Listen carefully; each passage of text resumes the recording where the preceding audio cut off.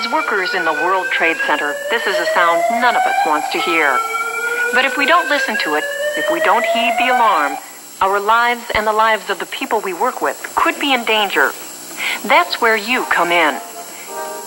You, as well as the floor wardens, deputy wardens, and searchers, play an essential role in safety procedures. You and the fire safety team on your floor are the first line of defense in a fire emergency. We want you to know what to do in an emergency and how to report an emergency to building management and appropriate authorities. The fire prevention and safety features of the World Trade Center are as good as you will find in any high-rise office building. For example, there are smoke detectors throughout the heating, ventilation, and air conditioning systems and in the elevator lobbies. A sprinkler system is in place in the World Trade Center. A temperature of 165 degrees Fahrenheit sets off the sprinklers in the affected area. Statistics show that sprinklers extinguish 98% of the fires they attack. In an emergency evacuation, the fire department could order activation of the smoke purge system. This system draws smoke and fumes from tenant areas and simultaneously pumps fresh air into corridors, enabling occupants to travel to the stairways. There are redundant electrical feeds and backup power generators to provide lighting in affected areas. Backing up the backups are battery-powered lights in stairwells and elevators. Phosphorescent strips help illuminate staircases and other important areas. Cabinets on the landings house water-filled fire extinguishers.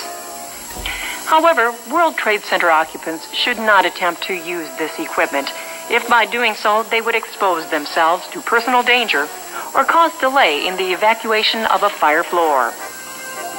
The Port Authority police are trained in structural firefighting as they may be the first professionals to reach the scene in an emergency. Members of the Port Authority Police Fire Brigade put on firefighting gear, as in this demonstration, before responding to the emergency scene to await orders. Of course, the New York City Fire Department takes charge once its personnel arrive. An engine company and a ladder company are based just across Liberty Street from the Trade Center. The fire command station in the lobby of each building of the World Trade Center provides the vital communications link between the floor fire safety team and the Port Authority Police, the New York City Fire Department, and other emergency response personnel. The Deputy Fire Safety Director is a professional, and it is imperative that fire safety teams obey the orders he or she passes on. Additional trained Deputy Fire Safety Directors are on duty throughout the workday in the sky lobbies. In emergencies, they may be the liaison with the Port Authority Police Fire Brigade, the New York City Fire Department, and other emergency response personnel. In their daily routine, the Deputy Fire Safety Directors monitor stairwells and corridors and supervise the vertical patrol guards who are constantly moving on to the staircases. If you are the floor warden or acting floor warden, you may start your day by signing in at the desk of the Deputy Fire Safety Director who is responsible for your floor. Later, you report by telephone on members of your floor team who are absent that day and give the names of people who are substituting. You also report on your periodic check of stairway doors and make certain none are obstructed, inoperable, or locked. And you report if you have seen trash on the stairwells or in the freight elevator lobby. Trash is an obvious fire menace. There is admittedly no such thing as a typical fire emergency, but we have taken the liberty of dramatizing one to illustrate how a properly organized floor fire safety team and building tenants should act. First, the discovery by someone on your floor. Immediately call 435-3540. Port Authority Police, Officer Smith. Hello, this is Mary Jones. I'd like to report a fire on my floor. What floor are you on? The 23rd floor, Building 1. Where exactly on the floor are you? The northeast corner. What do you see? I see smoke coming out of the copy room. Do you see flames? No, but I see lots of smoke. Okay, get everyone out of the area and out into the corridor. I'll notify the fire department, the fire command station, and the emergency response team. The audible alert tone begins the evacuation. The warden leads the way into the corridor. Information and instructions will start coming over the public address system as the deputy wardens move their fellow office workers into the corridors near the fire stairs. Fire command station, this is the floor warden on the 23rd floor. All the people have moved out into the corridor?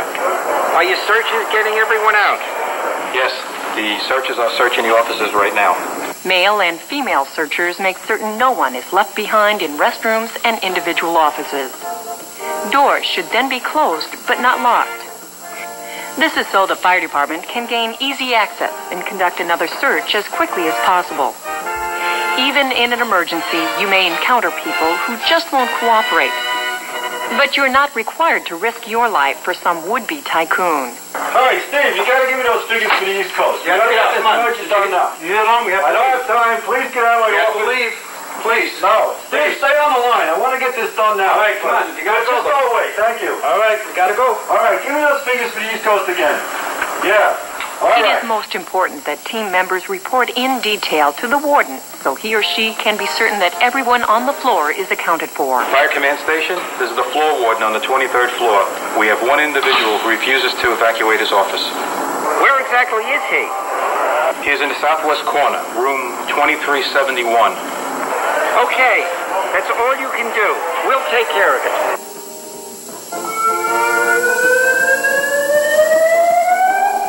This is the floor warden on the 23rd floor. All of our people are out into the corridor now and are accounted for. Okay, please stand by for further instructions. Try to reassure the people. Within seconds of the alarm being given, firefighting professionals will be on the way to the scene. Chances are an order to evacuate the floor, if it comes, will be given just a minute or two after tenants start moving into the corridor. There's no reason to panic. Floor warden, check stairway B. Make sure it's clear. Stairway B? Okay, I'll check.